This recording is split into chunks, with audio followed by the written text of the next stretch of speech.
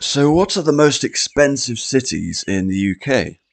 Well, the top spot may be easy enough to guess, but there are a few surprises down the list, including one fact relating to the most expensive UK city outside of England, but more on that later.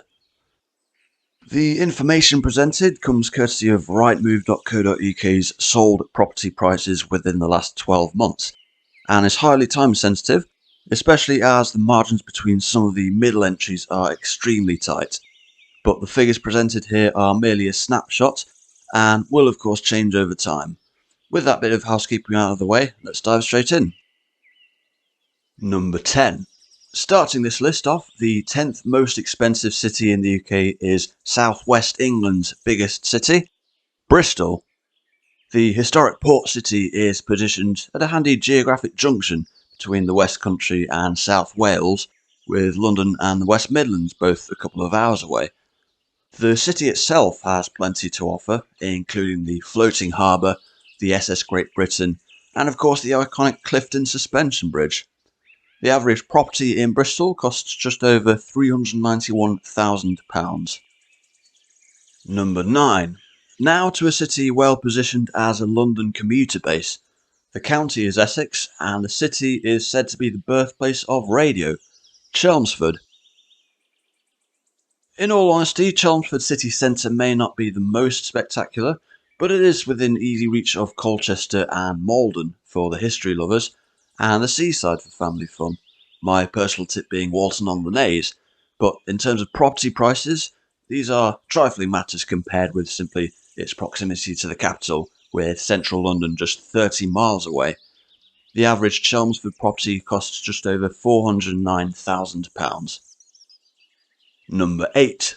And now to West Sussex and a cathedral city with a Roman past, Chichester. Whilst not directly on the coast, Chichester is only about 6 miles from the beach, if you don't mind visiting Bognor, that is. It's also a short distance from Portsmouth and by extension the Isle of Wight. But of course, the main factor as property prices go is arguably proximity to London, which in this case is around 90 minutes on the train, on a good day. If all this, plus its small cathedral city charm, entices you, the average property in Chichester is just over £452,000. Number 7. Continuing along a coastal theme, our next city is just 30 miles east of Chichester, this time right on the south coast itself, Brighton and Hove. Now, the benefits of living in Brighton, and indeed Hove, are mostly self-explanatory, what with it being the UK's largest seaside resort by population and home to the iconic Palace Pier. And yet, its main drawback, you could say, is, well, the exact same thing, as it gets ridiculously crowded on warm weekends and holidays. As for commuting to London, well, it takes a little over an hour by train. If a home by the sea is of interest, the average property in Brighton and Hove is just over £520,000. Number 6. And now to the city that's home to the UK's second oldest university, Cambridge.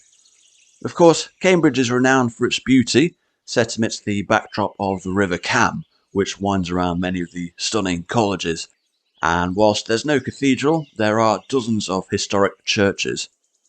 Trains to London are frequent, with some reaching the capital in less than an hour, but calling it a commuter city wouldn't be fair, as it more than holds its own as a city among the mostly rural backdrop of Cambridgeshire. The property here costs on average just over £583,000. Number 5. Now we revisit southwest England for the 5th most expensive city, and one with 2 millennia of history.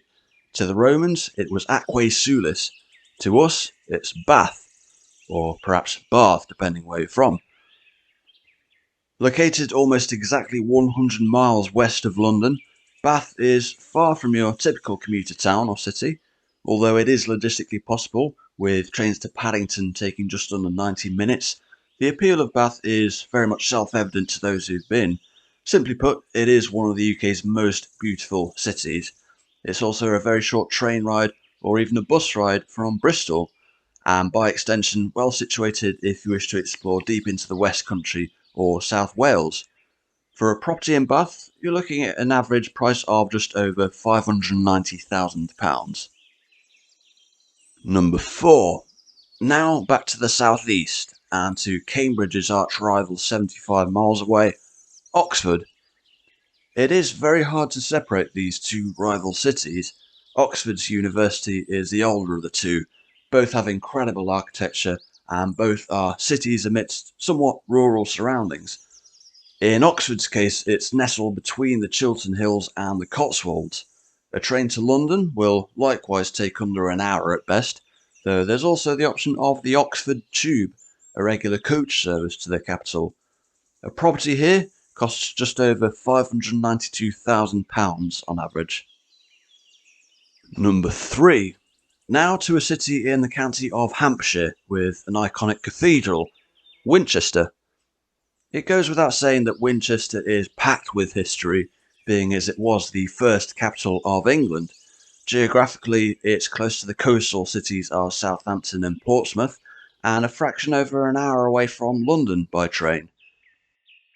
However, proximity to London isn't everything, as the average house in the nearby town of Basingstoke, which is closer to London, is over £250,000 less.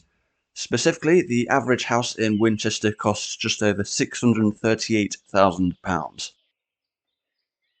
Before I reveal the number 2 spot, a quick word on properties outside of England. No cities from Wales, Scotland or Northern Ireland make the top 10. However, I can reveal that the most expensive UK city outside of England is, surprisingly enough, St David's.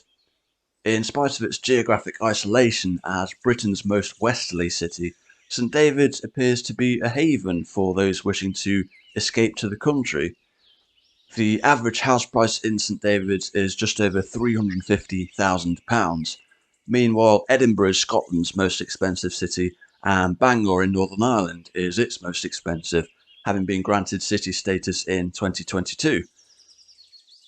And now to pick up where we left off, number 2. The second most expensive city in the UK at the time of making this video is Hertfordshire's only city, St Albans. Once again, a city with no shortage of history, whose very name comes from a man martyred here by the Romans for harbouring a priest.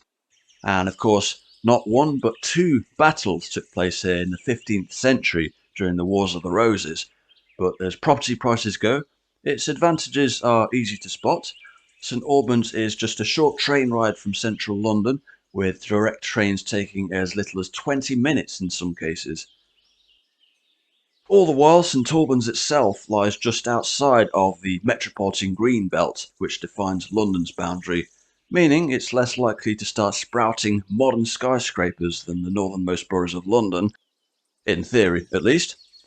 As for the average property price in St Albans, it comes in at just over £643,000. Number 1. No need to beat around the bush, the most expensive city in the UK is, of course, London. This looks extremely unlikely to change anytime soon. Do bear in mind though that London is predominantly a city of renters, so the contrast between the haves and have-nots is often stark. In fact, multimillionaires and council tenants often occupy the very same district. But the complexities of London are too deep to get into for this video. Long story short, the average property in the capital is just over £766,000 at the time of making this, though this is of course highly time sensitive. And those are the UK's most expensive cities by property price. If you're interested in the other end of the spectrum, you can check out my video on the 10 least expensive cities in England via the link on the screen now. Thanks for watching and have a great day.